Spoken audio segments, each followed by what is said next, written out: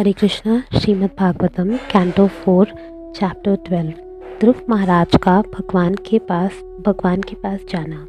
महर्षि मैत्रेय ने कहा, हे विदुर, ध्रुव महाराज का क्रोध शांत हो गया और उन्होंने यक्षों का वध करना पूरी तरह बंद कर दिया। जब सर्वाधिक समृद्धि धनपति कुबेर को यह समाचार मिला तो वे ध्रुव के समक्ष प्रकट हुए। वे यक्षों, किन्नरों तथा चारणों द्वारा पूजित होकर अपने सामने हाथ जोड़कर खड़े हुए ध्रुव महाराज से बोले। धनपति कुबेर ने कहा, हे निष्पाप क्षत्रिय पुत्र, मुझे यह जानकर अत्यधिक प्रसन्नता हुई कि अपने पितामह के आदेश से तुमने वैर भाव को त्याग दिया। यद्यपि इसे तज पाना बहुत कठिन होता है, मैं तुमसे अत्यधिक प्रसन्न हूँ। वास्तव में ना तो तुमने यक्षों को मारा है, ना उन्होंने तुम्हारे भाई को मारा है, क्योंकि सृजन तथा विनाश का अनंतिम कारण परमेश्वर का नित्य स्वरूप काल ही है। देहात्म बुद्धि के आधार पर स्व तथा अन्यों का मैं तथा तुम के रूप में मिथ्याबोध अविद्या से उपज है। यही देहात्म बुद्धि जन्म मृत्यु के चक्र का कारण है और इसी से इस जगत में हमें निरंतर बने रहना पड़ता है। हे ध्रुव, आगे आओ, ईश्वर तुम्हारा कल्याण करे। भगवान ही जो हमारी इंद्रियों की विचार शक्ति से परे हैं, समस्त जीवात्माओं के परमात्मा है। इसलिए सभी जीवात्माएं बिना किसी अंतर के एक हैं। अतः तुम भगवान के दिव्य रूप की सेवा प्रारंभ करो, क्योंकि वे ही समस्त जीवों के अंतिम आश्रय हैं। अतः तुम अपने आप को भगवान की भक्ति में पूर्ण रूपेण प्रवृत्त करो, क्योंकि वे ही सांसारिक बंधन से हमें छुटकारा दिला सकते हैं। अपनी भौतिक शक्ति में आसक्त रहकर भी वे उसके क्रियाकलापों से विलग रहते हैं। भगवान की अकल्पनीय शक्ति से ही इस भौतिक जगत में प्रत्येक घटना घटती है। हे महाराज उत्तानपाद के पुत्र ध्रुव महाराज, हमने सुना है कि तुम कमलनाभ भगवान की दिव्य प्रेमा भक्ति में निरंतर लगे रहते हो। अतः तुम हमसे समस्त आशीर्वाद लेने के पात्र हो। अतः बिना हिचक के जो तुम वर मांगना चाहो मांग सकते हो। महर्षि मैत्रेय ने आगे कहा, हे विदुर, जब यक्षराज कुबेर ने ध्रुव महाराज से वर मांगने के लिए कहा तो उस परम विद्वान, शुद्ध भक्त, बुद्धिमान तथा विचारवान राजा ध्रुव ने यही याचना की कि भगवान ने उनकी अखंड श्रद्धा और स्मृति बनी रहे, क्योंकि इस प्रकार से मनुष्य अज्ञान के सागर को सरलता से पार कर सकता है।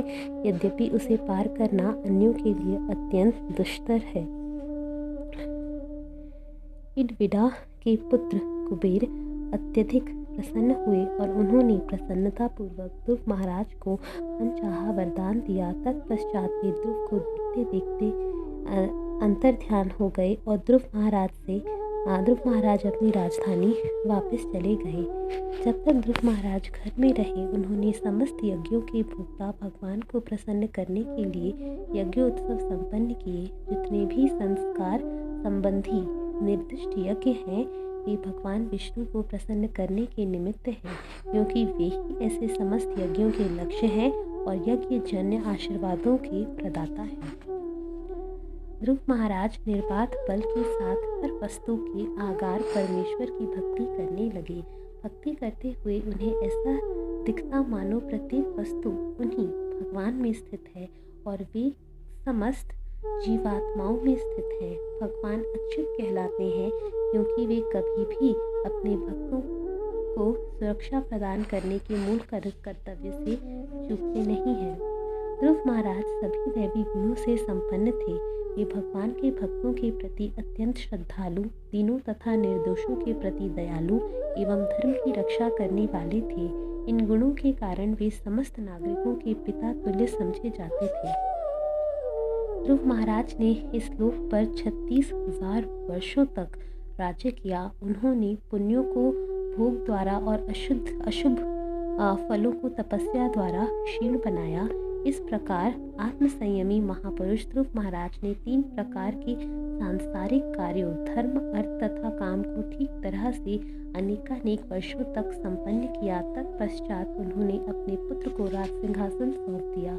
श्री ध्रुव महाराज को अनुभव हो गया कि यह दृश्य जगत जीवात्माओं को स्वप्न अथवा माया जाल के समान मोहग्रस्त करता रहता है, क्योंकि यह परमेश्वर की भयंकर शक्ति माया की सृष्टि है।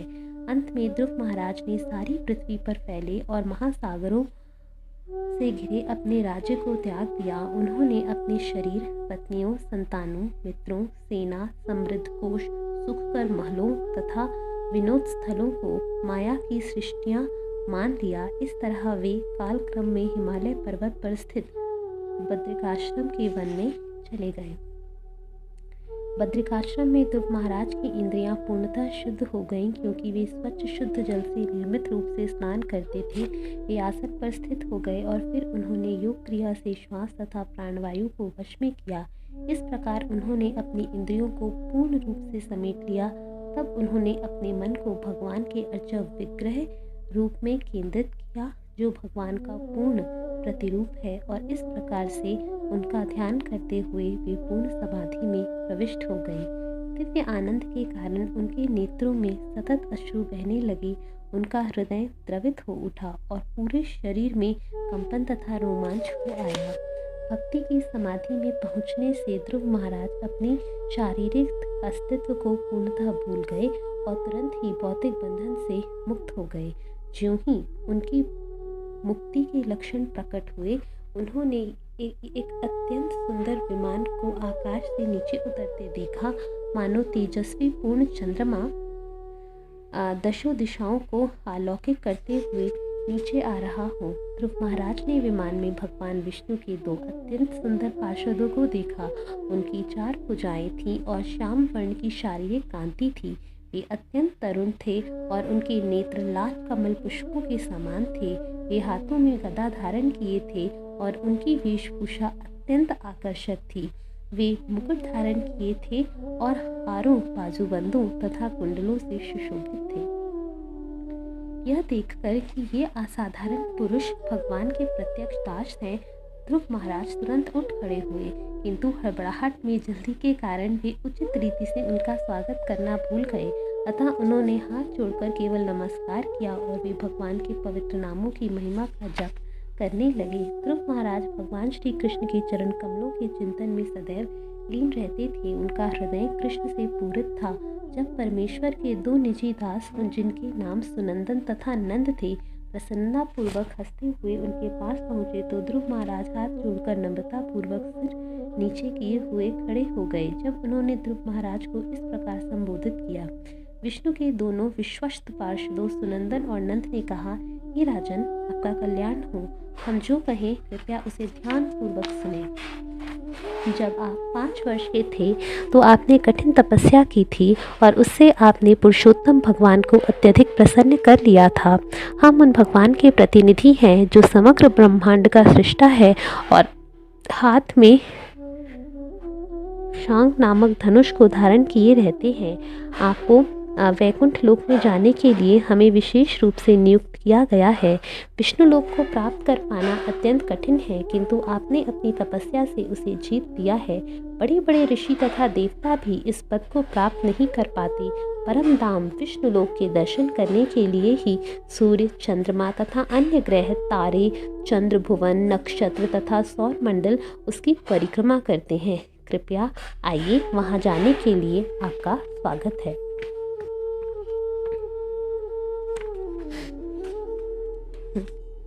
हे राजा ध्रुव, आज तक ना तो आपके पूर्वजों ने ना अन्य किसी ने ऐसे दिव्य लोक को प्राप्त किया है। यह विष्णु लोक जहाँ विष्णु निवास करते हैं सबों से ऊपर है। यह अन्य सभी इस ब्रह्मांडों के निवासियों द्वारा पूजित हैं। आप हमारे साथ आएं और वहाँ शाश्वत वास करें। हे दीर्घजीवी, इस अद्वितीय विमान को उन भगवान ने भेजा है जिनकी स्तुति उत्तम श्लोकों द्वारा की जाती है और जो समस्त जीवात्माओं के प्रमुख हैं। आप इस विमान में चढ़ने के सर्वथा योग्य हैं। महर्षि मैत्रेय ने आगे कहा, ध्रुव महाराज भगवान के अत्यंत प्रिय थे। जब उन्होंने वैकुंठ लोकवासी भगवान के मुख्य पार्षदों की मधुर वाणी सुनी तो उन्होंने तुरंत स्नान किया, अपने को उपयुक्त आभूषणों से अलंकृत किया और अपने नित्य आध्यात्मिक कर्म संपन्न किए। तत्पश्चात उन्होंने वहाँ पर उपस्थित ऋषियों को प्रणाम किया और उनका आशीर्वाद ग्रहण किया। चढ़ने के पूर्व महाराज ने विमान की पूजा की, उसकी प्रदक्षिणा की और विष्णु के पार्षदों को भी नमस्कार किया। इसी दौरान वे पिघले सोने के समान तेजमय तथा देदीप्यमान हो उठे। उस प्रकार से वे उस दिव्य यान में चढ़ने के लिए पूर्णतः सन्नद्ध थे। जब ध्रुव महाराज उस दिव्य विमान में चढ़ने जा रहे थे तो उन्होंने साक्षात काल मृत्यु को अपने निकट आते देखा, किंतु उन्होंने मृत्यु की परवाह नहीं की। उन्होंने इस अवसर का लाभ उठाकर काल के सिर पर अपने पांव रख दिए और वे विमान पर चढ़ गए, जो इतना विशाल था कि जैसे एक भवन हो। उस समय ढोल, मृदंग, दुंदुभी के शब्द आकाश में गूंजने लगे। प्रमुख प्रमुख गंधर्व जन गाने लगे और अन्य देवताओं ने ध्रुव महाराज पर फूलों की मूसलाधार वर्षा की। ध्रुव महाराज जब उस दिव्य विमान पर बैठे थे जो चलने वाला था, तो उन्हें अपनी बेचारी माता सुनीति का स्मरण हो आया। वे सोचने लगे, मैं अपनी बेचारी माता को छोड़कर वैकुंठ लोक अकेले कैसे जा सकूंगा। वैकुंठ लोक के महान पार्षद नंद तथा सुनंद ध्रुव महाराज के मन की बात जान गए, अतः उन्होंने उन्हें दिखाया कि उनकी माता सुनीति दूसरे यान में आगे आगे जा रही है। आकाश मार्ग से जाते हुए ध्रुव महाराज ने क्रमशः सौरमंडल के सभी ग्रहों को देखा और रास्ते में समस्त देवताओं को उनके विमानों में उनके ऊपर फूलों की वर्षा करते देखा। इस प्रकार ध्रुव महाराज ने सप्त ऋषि कहलाने वाले ऋषियों के साथ लोकों को पार किया। इसके परे उन्होंने उस लोक में अविचल दिव्य पद प्राप्त किया जहाँ भगवान विष्णु वास करते हैं। जो लोग दूसरे जीवों पर दयालु नहीं होते, वे श्वेत जो में इन वैकुंठ लोकों में नहीं पहुंच पाते, जिनके प्रकाश से इस भौतिक ब्रह्मांड के सभी लोग प्रकाशित हैं। जो व्यक्ति निरंतर अन्य प्राणियों के कल्याणकारी कार्यों में लगे रहते हैं, केवल वे ही वैकुंठ लोक पहुंच पाते हैं। जो शांत, समदर्शी तथा पवित्र हैं तथा जो अन्य सभी जीवात्माओं को प्रसन्न करने की कला जानते हैं, वे भगवान के भक्तों से ही मित्रता रखते हैं। केवल वे ही वापस घर को अर्थात भगवान के धाम को सरलता से जाने में सफलता प्राप्त कर सकते हैं। जो शांत, समदर्शी तथा पवित्र है तथा जो अन्य सभी जीवात्माओं को प्रसन्न करने की कला जानते हैं, वे भगवान के भक्तों से ही मित्रता रखते हैं। केवल वे ही वापस घर को अर्थात भगवान के धाम को सरलता से जाने में सफलता प्राप्त कर पाते हैं। इस प्रकार महाराज उत्तानपाद के अति सम्माननीय पुत्र पूरी तरह से कृष्ण भावना भावित ध्रुव महाराज ने तीनों लोकों में सर्वोच्च स्थान प्राप्त किया। संत मैत्रेय ने आगे कहा, हे कौरव वंशी विदुर, जिस प्रकार बैल अपनी दाईं ओर बांधे मध्यवर्ती लट्ठे के चारों ओर चक्कर लगाते हैं, उसी प्रकार आकाश के सभी नक्षत्र अत्यंत वेग से ध्रुव महाराज के धाम का निरंतर चक्कर लगाते रहते हैं। महर्षि ध्रुव महाराज की महिमा को देखकर नारद मुनि अपनी वीणा बजाते प्रचेताओं के यज्ञ स्थल पर गए और प्रसन्नता पूर्वक निम्नलिखित 3 श्लोकों का उच्चार किया। महर्षि नारद ने आगे कहा, अपनी आत्मिक उन्नति तथा सशक्त तपस्या के प्रभाव से ही पति परायणा सुनीति के पुत्र ध्रुव महाराज ने ऐसा उच्च पद प्राप्त किया है जो तथाकथित वेदांतियों के लिए भी प्राप्त करना संभव नहीं है। सामान्य मनुष्यों की तो बात ही क्या कही जाए।